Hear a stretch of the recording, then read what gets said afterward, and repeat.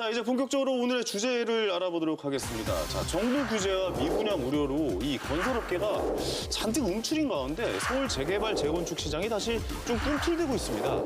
과연 어디가 속도를 내고 있는지 좀 알아보도록 할 텐데요.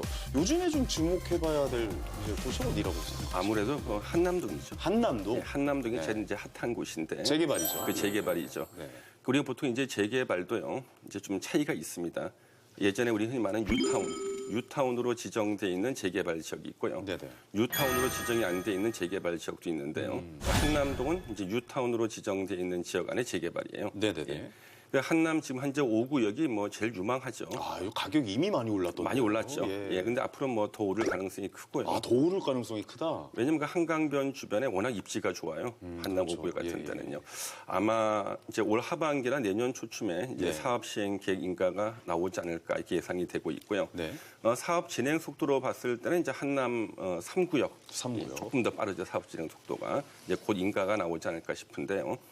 역시 뭐 세대 수로는 뭐 3구역이 좀 많습니다만은 아무래도 입지 여건상은 5구역이 조금 더 유망하죠. 예. 네, 5구역이나 3구역을 좀 이제 관심 있게 좀 그렇죠. 지켜봐야 된다라고 예, 예. 생각을 하시군요. 네. 재건축 쪽은 어떻게 돌아가고 있습니까? 재건축은 아무래도 이제 강남 재건축이 중심입니다. 네네. 원래 우리가 이제 보통 정비 사업이 양대 산맥이 재건축과 이제 재개발이 있는데요.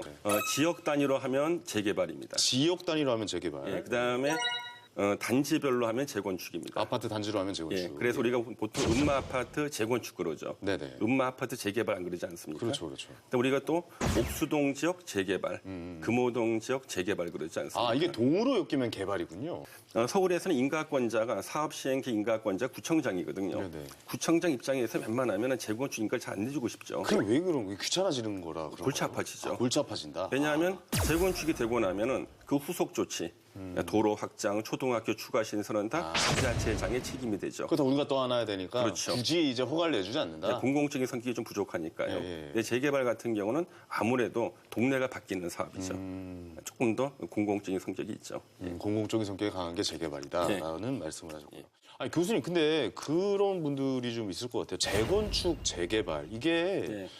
어떤 쪽이 더 이제 우리가 그러니까 일반 서민들 입장에서 구입을 할 때 어느 쪽이 더 도움이 되고 또 이익이 발생하는 쪽인지도 좀 궁금하거든요. 그렇죠. 재개발을 선택해야 되는지 재건축을 선택하는 건지도 좀 궁금해요, 사실. 그렇죠. 여기 대해서 좀 시원하게 한 말씀 해주시죠. 예. 원래 이제 사업이 좀 투명하고 간단한 것은 재건축이 비교적 간단합니다. 네. 예, 그래서 재건축은 좀 투명하고 아무래도 일사천리로 진행되는 경우가 많아요. 네네. 이 재개발 같은 경우 아무래도 지역 단위다 보니까요. 그 지역의 권리 관계가 무척 복잡합니다. 그러니까 토지도 뭐 소유권이 없는 사람도 있고 무허가 건물도 있고 보상해주고 뭐 이런 보상도 거죠. 해줘야 예. 되고 그리고 또 이주하기 너무 힘들어요. 우리 재건축은 이주하는 게 간단합니다. 그쵸. 자, 이제 재건축한다? 그러면 이제 공고를 합니다. 네. 언제까지 이주하십시오. 네. 끝나고 난 다음에 이제 아파트 전체에서 전기, 수도가스를 딱 끊어요. 입구 봉사하면 끝입니다. 네네. 이 재개발은요. 자, 이주할 때 이주합니까? 잘 안 하죠. 잘안 하죠. 예. 예. 보상 더해 보상도 더해 이주 안 하죠. 그리고 뭐 보상해달라 이런 게 있죠. 이주하는 상당히 오래 걸립니다. 예. 그리고 입구를 막을 수도 없어요. 지역인데 어디 입구를 막습니까? 그렇죠. 그렇죠? 예, 그래서 이 재개발은 상당히 좀 복잡하고 권리 관계가 아주 복잡하고 다양합니다. 그렇기 때문에 그 사이에서 틈새 시장이 나오는 거죠. 틈새 시장이. 그래서 틈새 시장. 예. 이제 예를 들면 재개발 같은 경우는 이제 아파트를 분양받기 위한 권리가 굉장히 다양합니다. 네. 재건축은 기존에 낡은 아파트를 갖고 있어야지만 새 아파트를 받는 거잖아요. 그렇죠. 재개발은 뭐 도로 지분을 가진 사람도 있고, 그다음에 낡은 주택을 가진 사람도 있고, 저같이 예전에 뭐 지하 공장을 샀는데 아파트를 분양받았던 사람도 네네네. 있고, 다양합니다. 그래서 틈새 시장이 있기 때문에 저평가된 그 안에서 특히 뭐 많이 올랐다 그래도 그 안에서 저평가된 물건이 있을 수가 있어요. 네네네. 그런 것들을 갖다 발굴하면은 조금 더 수익을 더 많이 낼 수 있다. 재개발은 진짜 직접 발로 뛰어야 되는. 그렇죠. 네, 수익을 재개발은 내려면. 공부를 많이 해야 됩니다. 그러네요. 예. 예. 아니, 저 궁금한 게 이제 재개발 어느 쪽에 이제 재개발이 들어간다 이런 소문이 좀 퍼지면은 뭐 타지나 외지에서 이렇게 좀 많이 좀 유입이 되잖아요. 근데 그렇죠. 제가 요 며칠 좀 뉴스를 좀 찾아보니까 저기 신문 기사나 이런 걸 좀 찾아보니까 재개발 지정이 됐다가 해제가 되는 경우도 있더라고요. 그렇죠. 이런 경우는 어떻게 되는 겁니까? 이게 손해가 막심할 것 같은데 이렇게 되면. 이제 문제가 되는 게 예. 그 재개발 사업을 갖다 시행하고 난 다음에 네. 예전에는 해제라는 제도가 없었어요. 그러니까요. 한 번 시작하면은 중단은 있어도 포기는 없다. 네네. 계속 하는 겁니다. 이렇게. 네. 그래서 오죽하면은 서울 같은 데 보면은 한 뭐 조합 추진위원회가 만들어지고 나서 입주까지 한 20년 가까이 걸린 것도 있고요. 네네네. 그런데 2012년도에 처음으로 이 정비구역 지정 해제라는 제도를 도입을 했습니다. 네네. 2012년도에 도입한 그 제도가 아주 복잡합니다. 해제가. 이건 일몰제라 그러는데 네. 일몰제. 예, 일몰제. 예, 예. 이제 일정한 기간 동안에 사업이 진행이 안 되면은 정비구역 지정을 의무적으로 해제하는 제도를 만들었어요. 아, 그 일몰이군요. 예, 그 일몰입니다. 예, 예, 예. 2012년도에. 네네. 그래서 예를 들면 우리 정비 기본 계획이라는 게 있습니다. 그래서 각 시에서 정비 기본 계획을 수립하면은 그 정비 기본 계획이 수립되고 거기서 정비구역 지정 예정일이라는 게 있어요. 네네네. 그 예정일 3년 내에 정비구역을 지정해야 됩니다. 그렇군요. 안 하면 해제가 돼요. 계속 단계별로 해제가 계속 나오는 겁니다. 네네네. 단계별로요. 아, 그렇군요. 예. 정부가 2019년 업무 계획을 발표하면서 이 재개발 규제도 좀 강화가 됐다. 뭐 이런 내용이 있어요. 어떻습니까, 교수님? 예, 이번 2019년 이제 국토부 이제 업무 계획이 발표가 됐는데요. 네. 우리 원래는 이 정비 사업 전문 관리업자라는 게 있습니다. 네네. 예, 정비 사업 할 때 이제 중요한 것을 업무를 지원해 주는 사람이 정비 사업 전문 관리업자인데 실제는 거의 이제 엔지니어링 회사예요. 네. 원래 이 정비 사업 전문 관리업자들이 보통 이제 업자라 그러죠. 네네. 이 업자 선정은 원래 추진위원회가 하게 돼 있습니다. 그 추진위원회 단계에서 이 업자가 딱 선정이 되면은 이 업자가 정비 사업에 필요한 모든 일, 뭐 설계라든가 이런 것들, 뭐 홍보라든가 이런 것을 다 맡아서 하게 되는데 일단 그러면 추진위원회 때 선정했던 네. 업자가 이제 조합 설립 후에 계속 이 사업을 계속 진행하지 않겠습니까? 네네네. 그때 좀 변질되는 경우가 많았어요. 그게 무슨 말씀이세요? 변질됐다는 게? 처음에는 굉장히 이제 순수하게 열심히 할 것처럼 예, 보였지만 예. 나중에 또 이렇게 뭐 조합과 뭐 이제 안 좋게 좀 결탁을 한다든가 아, 조합원들과 뒷거래가 예, 있다? 조합이라든가 뭐 그럴 수도 있다고 합니다. 네네네. 예, 그래서 이렇게 얘기해도 돼요? 예, 예. 예, 그래서 그렇군요. 이제 예. 그와 같은 이제 비리가 있을 수가 있기 때문에 이번 국토부에서 조합 설립 후에 정비 사업 전문 관리업자를 이제 재선정할 수 있는 예, 그런 제도를 이번에 도입을 했습니다. 네네네. 또 한 가지가 더 중요한 것이 네. 원래 우리 그 이제 재개발이나 재건축 조합은요 사업 초기에는 돈이 없습니다. 네. 그러면 일단 사무실도 임대해야 되고, 그렇죠, 그렇죠. 그 조합 직원들 월급도 줘야 되고 네네. 비용이 많이 나가지 않습니까? 네네네. 근데 지금까지는 관례상 이 정비 사업 전문 관리업자인 그 엔지니어링 회사에서 돈을 좀 빌렸습니다. 몇십억씩. 아, 몇십억이나요? 예, 예, 오. 엄청나게 비용 들어가니까. 네네네. 빌리고 난 다음에 이제 사업이 진행되다 보면은 이 조합에서 이제 돈이 들어오는 단계는 아무래도 관리처분 계획 인가 고시 후에 이제 동호수 추첨을 하면은 조합원들이 분양 계약을 합니다. 네네네. 그때 계약금 냈을 때가 처음 돈 들어오는 거예요. 아. 그럼 그 전에는 이제 조합은 다 빌린 돈 가지고 운영을 하는 거죠. 네네네. 예. 그런데 이번에는 이 정비 사업 전문 관리업자에게 자금을 빌리는 것을 금지했습니다. 금지. 그게 맞는 거 아닙니까? 어떻게 원래는 보면? 맞는 예, 거죠. 그게 맞는 예. 얘기죠. 예. 예. 그러면은 어떻게 이게 선정이라는 게 약간 그쪽에다 그동안은 돈을 빌려서 한 거면 아무래도 그쪽 의향을 그렇죠. 많이 듣고 그렇죠. 그쪽 편을 많이 왠지 또 이게 들어주고 종속이 될 수 있겠죠. 그렇죠. 예. 돈을 꿔줬는데 그렇게 되지 않았을까 싶은데 이런 부분 좀 잘 바뀌었다라고 생각이 근데 듭니다. 이제 문제는 하나가 있습니다. 예, 왜냐 그러면 그러면 어디선가는 돈을 빌려야 되는데 네. 왜냐하면 원칙대로는 조합원들이 돈을 내야 돼요. 이 추진이 안 될 수도 예. 있겠다라는 거죠. 조합원들이 돈을 내서 그 돈을 가지고 조합 운영비를 써야 되는데 네네. 아마 조합원들이 돈 거의 안 낼 거예요. 그래서 일단 빌려서 먼저 해야 되는데 네. 서울시가 빌려줄 만한 예산도 좀 부족할 것처럼 보이고 네네. 그렇기 때문에 요것 때문에 사업 추진이 조금 안 될 수도 있지 않을까 예, 그런 걱정이 듭니다. 사업 추진이 약간 좀 더뎌질 그렇죠. 것이다. 예, 자금 개발 마련하는 사업이. 바람에요. 알겠습니다.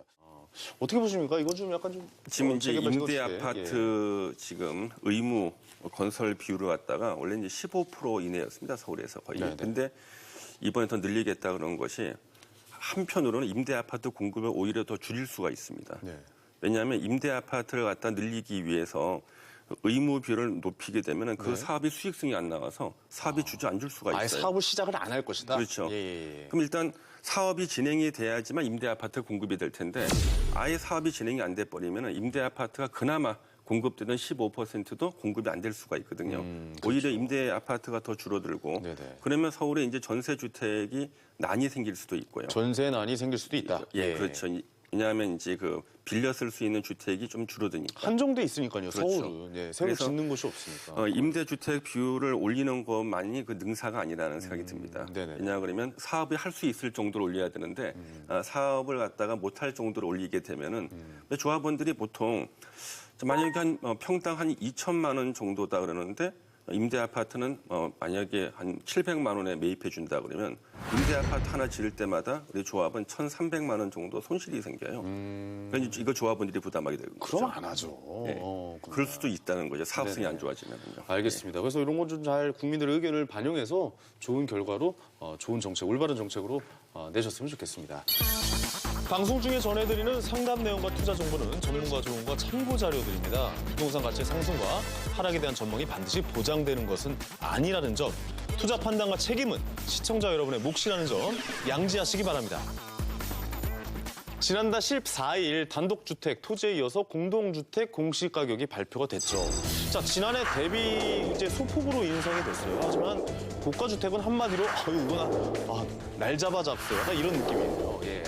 이렇게 표현할 수 있겠는데 이거 좀 어떻게 좀 설명을 좀 들어야겠습니다. 얼마나 오른 거고 또 얼마나 이제 저희가 부담을 해야 되는 건지 이거 좀 설명을 좀 부탁드릴게요. 예, 이제 이번에 이제 발표된 공동주택 공시 가격이요. 네.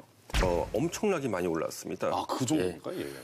전국 평균은 약 5% 정도가 상승했는데 네. 특히 우리 서울 같은 경우는요 14.7%까지가 상승이 됐습니다. 네네. 상당히 많이 오른 거죠. 14.7%면 이게 어느 정도 이게 14.17%. 예. 17%면 이게 금액으로 따지면 뭐 10억짜리 아파트다 그러면은 이게 뭐 얼마나 오른 겁니까? 지금 이제 공시지가가 10억짜리면 한 뭐 11억 4천. 11억 4천원이 오른 거죠. 그죠, 된 거죠. 아직 산수가 이제 계산이 안 돼가지고. 그럼 이게 공시지가가 평균 1억 5천 원 정도 오르는 거라고 봐야겠네요. 어떻게 보면은. 뭐 평균을 하기 좀 뭐하죠. 예. 아니 뭐 워낙 복잡한 계산식이 있기 때문에. 아니 이제 서울 평균 아파트 가격이 뭐 10억 가까이 됐다 뭐 이렇게 얘기를 하니까. 그러니까 어떤 예. 아파트는 좀 많이 오르고 네네네. 어떤 아파트는 또 뭐 조금밖에 안 그렇죠. 오르고. 그거는 뭐 편차가 있겠죠. 그렇죠. 편차가 예. 많죠. 예. 교수님, 기존에는 1가구 1주택을 가지고 있는 주택에 있어서는 거의 세금의 부과가 늘지 않을 것이다라고 많이 정책을 발표하면서 얘기하기를 많이 그렇죠. 했잖아요. 근데 이렇게 공시지가를 올려버리면 그분들에게도 어느 정도 타격이 좀 가고 있지 않습니까? 현재 뭐 우리가 이제 공시지가를 올려가지고 네. 이제 우리 종합부동산세하고는 재산세가 이제 올라가게 돼버립니다. 그렇죠. 예. 그러면 뭐 종부세만 올라가고 뭐 재산세만 올라가는 게 아니라 국민연금도 올라가고 네. 건강보험도 올라가야죠. 아무래도 공시지가 올라가게 되면요. 네네. 그 중에서 제일 문제는 일단 종부세인데요. 네. 재산세하고 이런 이제 보유세가 올라가게 되면은 만약에 내가 이제 경제 활동을 하고 있다 그러면은 몇백만 원 올라간 거 네. 한번 좀 내겠다. 네. 왜? 이걸 팔기 위해서 양도세가 더 나오니까. 그렇죠. 그렇죠. 그래서 예. 양도세가 워낙 무섭다 보니까 그냥 몇백만 원 더 내고 버티자. 갖고 있겠다. 아. 근데 문제는 노년층이에요. 새로운 어떤 수입원이 없는 노년층 입장에서는 유일한 것이 그 아파트 한 채거든요. 그런 분들 은근히 많잖아요. 예. 그럼 이 한 분은 네. 이 아파트를 갖고 있음으로 인해 가지고 이 세금을 마련하기 위해서 엄청난 부담이 되거든요. 그렇겠네요. 예, 예. 그래서 노년층의 그 1주택 소유자인데 이제 좀 고가 아파트를 가지고 계신 분들 입장에서 네네네. 상당히 곤란하지 않을까 싶습니다. 않을까? 언제 사야 되느냐. 예. 특히 서울에서 많이 물어보세요. 그렇죠. 그래서 제가 뭐 아침에 이제 출근하다가 동네 주민들 만나면은 좀 물어봅니다. 주민들이 물어보셨어요. 그 주민들이 혹시 그 박종철 교수님 아니십니까 하면서 물어보세요. 그건 제일 힘든 것이 이제 매도 타임하고 매수 타임을 잡는 게 제일 힘든데요. 네. 현재 지금 서울의 그 이제 주택 공급량을 갖다 한번 보시면은요. 네. 어느 정도는 우리가 알 수가 있어요. 지금 현재 서울의 우리 주택량을 갖다 공급할 때 기준이 1,000명입니다. 네. 인구 1,000명당 주택이 400채 정도면 적정하다고 봐요. 이제 400채. OECD 기준으로. 예. 인구 1,000명당 400채. 네. 그러면 서울은 한 몇 채 정도가 될 것처럼 보입니까? 글쎄요. 어떻게 됩니까? 서울. 서울은 377채 정도. 377채. 예, OECD 통계로. 예. 그러니까 이제 아직 400채가 안 되는 거죠. 좀 부족한 거네요. 그렇죠. 전국은 395채. 인구 1,000명당. 네. 전국은 좀 높군요. 예, 수도권은 더 적어요. 366채. 366채. 예. 그러면 미국은 미국 전체를 따지면은 네. 한 420회 됩니다. 인구 1000명당. 거기는 오히려 공급이 많군요. 일본은 더 많죠. 네. 일본은 인구 1000명당 480채 정도 됩니다. 어. 그러면 현재 서울은 서울 오르겠네 그럼요. 그러면 어떻게 보면은. 한국하면 안 되는 이런 분위기에서 저는 단지 안 돼요. 그쪽에 넘어가시면 안 돼요. 저는 이제 딱 끊으시네. 통계만 좀 말씀드리는데 네네네. 더 이제 충격적인 통계도 있죠. 네. 더 충격적인 통계. 뭡니까? 사실상 이제 올해는 이제 입주 물량이 많습니다. 네. 한 4만 5천 세대 넘어갈 건데. 4만 5천 세대. 예, 한 대충. 예. 근데 내년부터는 이제 입주량이 별로 없어요. 서울에서 입주량이요. 근데 이제 멸실주택은 매년 한 5만 세대 가까이 멸실주택이 나옵니다. 오. 사람이 살 수 없고 네네네. 이제 철거해야 돼 멸실주택이요. 그렇군요. 그러면 올해 정도까지는 괜찮겠습니다만은 내년부터 문제되는 이유가 네네. 원래 우리 재건축이나 재개발은요. 네. 착공을 하잖아요. 그러면 3년 후에 입주입니다. 그렇죠. 그러면 3년 전에 착공 안 했으면 올해 입주 물량이 없다는 거예요. 그러네요. 그러면 작년, 재작년 우리 투기 과열지구 그다음 묶어가지고 네. 우리 투기 과열지구가 무서운 이유가 투기 과열지구는 재건축하고 재개발이 결합될 때 가장 무서워요. 네. 예. 그래서 투기 과열지구로 지정되게 되면은 재개발만 타격을 받는 게 아니라 재건축도 같이 타격을 받게 되는데 네네. 그게 이제 도시 및 주거환경정비법하고 연결이 돼가지고 엄청나게 공급이 줄어들게 됩니다. 네. 그러면 이제 서울의 이제 주택 공급은 그러면 오르겠네요. 그런 게 많아요. 줄어들고 되고. 아니 그렇게 공급이 없다고 오르게 교수님 예. 어떻게 되는 겁니까 그러면 오른다는 말씀이십니까 지금? 약간 예, 알아서 판단하는. 알아서 판단하는. 얘기. 아니, 판단을 여러분의 몫이죠, 사실. 예. 교수님이시잖아요. 자꾸 그런 거 물어보시면 어떻게 해요? 아니, 궁금하니까. 저는 사실관계만 얘기하는 거예요. 그럼요. 아니, 통계만 말씀해 주시는 거고 사실 이런 거 개인적인 판단을 하는 또 거죠. 한 가지 문제가 서울은 노후 주택이 45% 정도 됩니다. 아, 그렇군요. 그렇다면은 오를 가능성이 높다는 말씀이시죠. 근데 말할 수 없고. 그렇죠. 이거는 말할 수 없죠. 결국 선택은 뭐 본인들의 몫이라는 말을 다시 한번 좀 드려야겠네요. 자, 이렇게 해서 이번 달 부동산 시장의 핫 이슈부터 1대1 맞춤형 고민 상담까지 1시간 동안 저희 세 남자가 부지런히 한번 달려봤는데요. 오늘 어떻게 교수님 처음 나오셨는데 어떠셨습니까? 오늘 처음 저는 원래 오늘 이제 부동산 좀 배우려고 나온 겁니다. 아유, 우리 부동산계 아이돌 우리 황현희 씨하고 예. 그다음에 우리 또 부동산의 신화적인 존재죠. 우리 네네. 엄태호 소장님한테 네네. 오늘 진짜 많이 배우고 갑니다. 신화세요? 저도 오늘 처음 들었어요. 부동산계의 도라이는 들어봤어요. 아이돌은 또 저희가 처음 경험해보는 그런 단어인 것 같습니다. 엄 소장님 오늘 어떠셨습니까? 뭐 역시나 뭐 지난 시간에 이어서 계속 지금 뭐 교수님들 워낙 또 유명하신 교수님들이 또 오셔가지고 그렇죠. 정말 또 좋은 프로를 만들기 위해서 정말 많이 정말 좋은 정보들 주신 것 같아서 정말 저도 많이 배우고 가는 그런 시간이고요. 저는 이제 방송 나올 때마다 그런 생각을 해요. 좀 학교에 가는 느낌이 좀 들어요. 이 방송을 진행하면서 항상 과외 선생님 2명 붙여서 혼자 과외받고 있는 느낌이 들어서 이런 좋은 정보들을 우리 또 시청자 여러분께 많이 더 전달해 드렸으면 좋겠습니다. 자, 세 남자와 함께하는 고품격 부동산 수다 방송 부동산 삼국지 오늘은 여기까지고요. 저희는 다음 시간에 다시 찾아뵙겠습니다. 자, 부동산 삼국지 수고하셨습니다. 감사합니다.